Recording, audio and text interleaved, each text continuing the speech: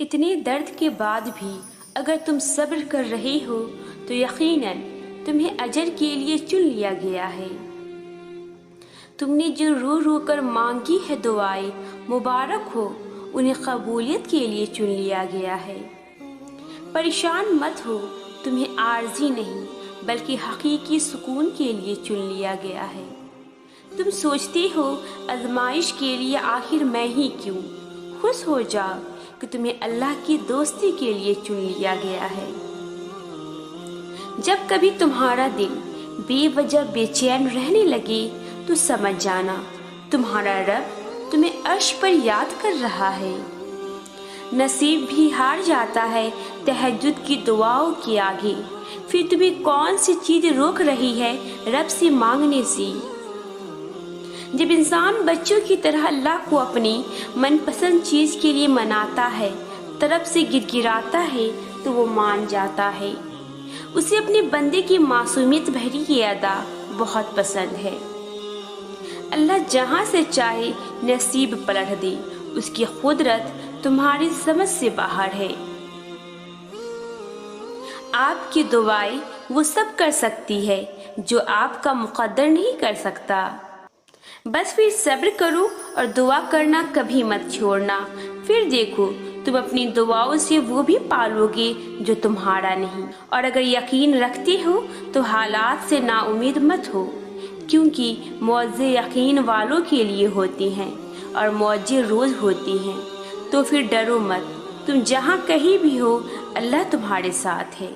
اور جب صبر کرنے والے درد سے اللہ کو پکارتے ہیں تو ان کے دلوں کو ٹھنڈا کر دیتا ہے اور انہیں ہر گھٹن سے آزاد کر دیتا ہے۔ تمہارا کام بس دعا کرنا ہے، اسباب وہ خود بناتا ہے۔ وہ جلد ہی تمہیں یوں خوش کر دے گا کہ تم پھر سے جی اٹھو گے۔ جب تم دعا کے ذریعے اپنا پہلا قدم اللہ کے جانب بڑھاتی ہو تب وہ تمہیں دیکھ کر خوش ہوتا ہے اور پھر تمہیں قبولیت کے لیے تب تک انتظار کرواتا ہے جب تک تم روز تھوڑا تھوڑا سا فاصلہ طے کر کے اللہ تک پہنچ نہیں جاتی۔ جب اللہ کی رضا کے بغیر اس کائنات کا ایک بھی پتھر نہیں ہل سکتا تو پھر تمہارے دل کا بار بار اللہ سے رجوع کرنا، اس سے مانگنا بے وجہ نہیں ہے۔ جو ہاتھوں میں اتنی جان ڈال دیتا ہے کہ وہ دعا کے لیے اٹھ سکے، وہ پھر ان اٹھنے والے ہاتھوں کی لاج بھی رکھتا ہے۔ وہ اگر تمہیں آزمائش میں ڈالتا ہے تو مت بھولو کہ وہ رحیم ہے، اس سے بھی زیادہ ہے۔ جب تمہیں جنگ کے میدان میں لا کر کھڑا کر دیتا ہے تو طاقت بھی اتنی دے دیتا ہے کہ تم پوری دنیا سے اکیلے لڑ جاؤ۔ وقت کوئی بھی ایک سا نہیں رہتا، اللہ تمہیں کبھی بھی مسلسل تکلیف میں نہیں رکھتا۔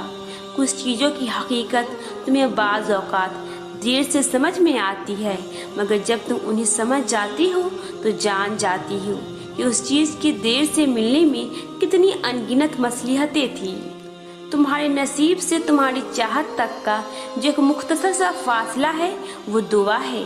تمہاری دعائیں ہی اختتام میں تمہارے لیے ان دروازوں کو کھول دیتی ہے جنہیں ناممکن سمجھ کر تم ان پہ دستک دینا بہت پہلے چھوڑ چکے ہوتے ہو۔ دعا کی قبولیت کے لیے یقین بہت ضروری ہے اور یقین صبر کیے بغیر کبھی نہیں آ سکتا، اور صبر سے بہترین عبادت اور کوئی نہیں ہو سکتی۔ جب تم اس دل کے تڑپنے کے بعد بھی اللہ کی رضا میں راضی رہتے ہو اور دن رات بے بسی سے صرف اس کا نام پکارتے ہو۔ اللہ ہر شخص کو مختلف طریقے سے آزماتا ہے اور کبھی کبھار وہ تمہیں ایسی آزمائش میں مبتلا کر دیتا ہے کہ تمہیں لگتا ہے جیسے اب تم کبھی بھی اس آزمائش سے نکل نہیں سکو گی، مگر ایسا ہوتا نہیں ہے، کیونکہ اللہ تمہیں امتحان میں مبتلا کرنے سے پہلے تمہارے لیے اس سے باہر نکالنے کا راستہ بناتا ہے۔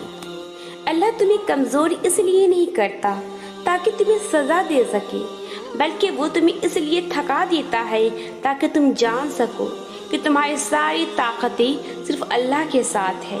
وہ تمہیں گرا کر ہی سنبھلنے کا ہنر سکھاتا ہے۔ اللہ आजमाता उन्हीं को है जिनसे वो मोहब्बत करता है। वो तुम्हारी नज़र में चीज़ें इसलिए नामुमकिन बना देता है ताकि तुम उनके मुमकिन होने के लिए उसे मनाओ, क्योंकि वो इल्तिजाई कभी खाली नहीं लौटाता। वो दुआ को ज़ुबान तक रसाई देता है तभी जब उसने तुम्हें उस चीज़ से नवाजना होता है। तो फिर ना उम्मीद मत हो। जिसने तुम्हारी मनपसंद चीज़ को तुमसे दूर किया है, तुम उसी से उस चीज़ की वापस लौट आने की दुआ करो। जो रब तुम्हें एक दफ़ा तुम्हारी चाहत से नवाज सकता है, वो दूसरी दफ़ा भी उस चाहत को तुम्हारा मुकद्दर बनाने पर भी कुदरत रखता है। उन मंजिलों पर खुश हो जाओ जो अल्लाह ने तुम्हारे लिए चुनी है, फिर वो तुम्हें उन मंजिलों तक खुद ही ले जाएगा जिन तक तुम पहुंचना चाहती हो। तुम्हारा यकीन और तुम्हारी दुआएं ही तुम्हारा मुकद्दर होती है। बस तुम सब्र करो और उससे मांगो, जिससे मांग कर कभी कोई खाली हाथ नहीं रहा। बस एक अल्लाह ही तो है जो तुम्हें सब कुछ दे सकता है, जो तुम्हारे नसीब को तुम्हारी रज़ा के मुताबिक ढाल सकता है, जो फर्श से अर्श तक एक ही इशारे पे सब कुछ बदल सकता है, जिसका नाम अस्सलाम है यानी सुकून देने वाला, फिर वो कैसे तुम्हें बेसकून रख सकता है। जिसका नाम अल गफूर है यानी बख्शने वाला, फिर वो कैसे तुम्हें माफ़ नहीं करेगा। जिसका नाम अल रज़ाक है यानी देने वाला, फिर वो कैसे तुम्हें उन चीज़ों से महरूम रख सकता है जिनकी तुम्हें ज़रूरत है। इस आज़माइश और सब्र के ज़रिए से ही अल्लाह तुम्हें उस चीज़ के लिए तैयार कर रहा है जो तुम मांग रही हो। तुम सोचते हो कि अल्लाह जो जान से प्यारी चीज़ आजमाइश के लिए तुमसे दूर कर देता है वो लौट कर वापस नहीं आती, मगर ये भी तो हो सकता है जिसे छीन लिया गया है वही तुम्हारी इस इम्तिहान और इंतज़ार का सिला हो।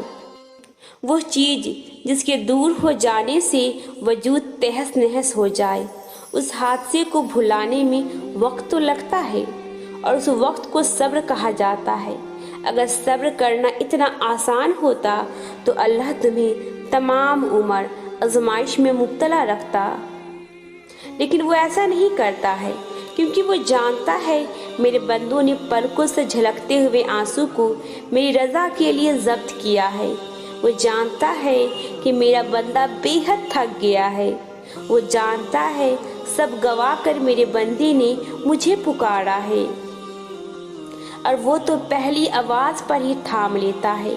उदास हो, मदद की आस में हो, आंखों के सामने कुल कायनात बिखरती हुई नजर आ रही है, कहीं से रोशनी की उम्मीद नहीं रही, तो याद रखो तुम्हारी हालात कितने ही बुरे क्यों ना हो जाए, तुम्हारी एक दुआ तब भी तुम्हारी पूरी जिंदगी बदल सकती है। नसीब में भी इतनी ताकत नहीं जितनी तुम्हारी दुआओं में है। अल्लाह तुम्हें अपनी चाहत से गुजार कर ही तुम्हारी चाहत तक लाता है। जल्दबाज तुम हो वरना वो देरी नहीं करता। वो जानता है तुम्हारी दुआओं को कब और कैसे तुम तक पहुंचाना है, तो फिर अल्लाह से ये राब्ता मत तोड़ देना सिर्फ इसलिए कि तुम्हारा उससे अब तक राब्ता बहाल नहीं हो सका जिससे तुम बहाल रखना चाहती हो। और कुछ रातें वो नींद से खाली रखता है इसलिए ताकि उसका बंदा उससे बातें करे। जब कोई उससे नहीं मांगता तब उसका बंदा उससे मांगे, और फिर जो किसी को नहीं मिला वो तुम्हें अता कर दिया जाए। तुम सोचते हो कि दर्द की शिद्दत से जाग रही हो, मगर दरअसल वो दर्द तो महज तुमसे मुलाकात का बहाना होता है। जैसे हंसाता और रुलाता अल्लाह है, वैसे ही जगाता और सुलाता भी वही है। जब अल्लाह दिल में उतर जाता है तो वक्त तहज्जुद, आँखों में नींद नहीं उतरती। तो अगर अल्लाह तुम्हें तहज्जुद तक ले आया है तो जान लो उसने तुम्हारे लिए इश्क को चुन लिया है, यानी तुम्हारे लिए खुद को चुन लिया है, और उसने तुम्हारी हर फरियाद पर कुन का इरादा बांध लिया है। कुर्ब की इंतहा को पहुंचकर तुम्हारा जिस्म सजदे में गिर जाता है, मगर कुर्बत की इंतहा को पहुंचकर तुम्हारी रूह सजदा रेज होती है। फ़र्ज नमाजी मोहब्बत की दीन होती है, मगर तहज्जुद का सजदा वही करता है जिसने इश्क किया हो। اللہ نے اتنا سکون کائنات کی کسی وقت میں نہیں رکھا جتنا تہجد میں رکھا ہے۔ تہجد ایسا پردہ ہے جو تمہاری اور اللہ کے درمیان حائل ہونے والے فاصلے سے اٹھ جاتا ہے، تاکہ نہ تمہاری مانگنے میں مشکل آئے نہ اس کی عطا دیکھنے میں۔ ہمت مت ہارو، دعا مانگتے رہو تب تک جب تک جواب نہیں مل جاتا۔ جب وہ تمہیں صبر کی انتہا کو لے آیا ہے تو یقین رکھو آزمائش اب ختم ہونے والی ہے، اور پھر ہر اس چیز سے نواز دیا جائے گا جس کے لیے تم راتوں کو اٹھ اٹھ کر جھولی پھیلایا کرتی ہو۔ تو پھر اگر راتیں بے سکون لگتی ہے تو راتیں اللہ کے ساتھ گزار لیا کرو۔ جب سب سو رہے ہوتے ہیں تب اللہ کو حال دل سنا دیا کرو۔ جو باتیں تنگ کرتی ہے انہیں اللہ کے حوالے کر کے بے فکری کی نیند سو جایا کرو۔ تہجد کا پہلا غم کا سجدہ ہی آخری غم کا ہوتا ہے، کیونکہ اس کے بعد کوئی غم نہیں ستاتا اور نہ ہی کوئی زخم جگاتا ہے۔ پھر تو انسان خوشی سے جاگتا ہے، اپنے رب سے ملاقات کی غرض سے جاگتا ہے۔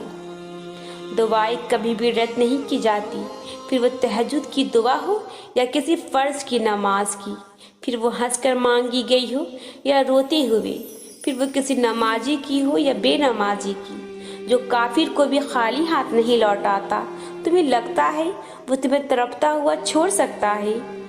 اللہ جانتا ہے تمہاری چاہت کو کب اور کیسے تم تک پہنچانا ہے، تمہیں بس توکل رکھنا ہے۔ اگر وہ ایک ستارہ تمہیں نہیں مل سکا جو تم نے مانگا تھا تو ممکن ہے اللہ نے پورا آسمان تمہارے لیے لکھ رکھا ہو۔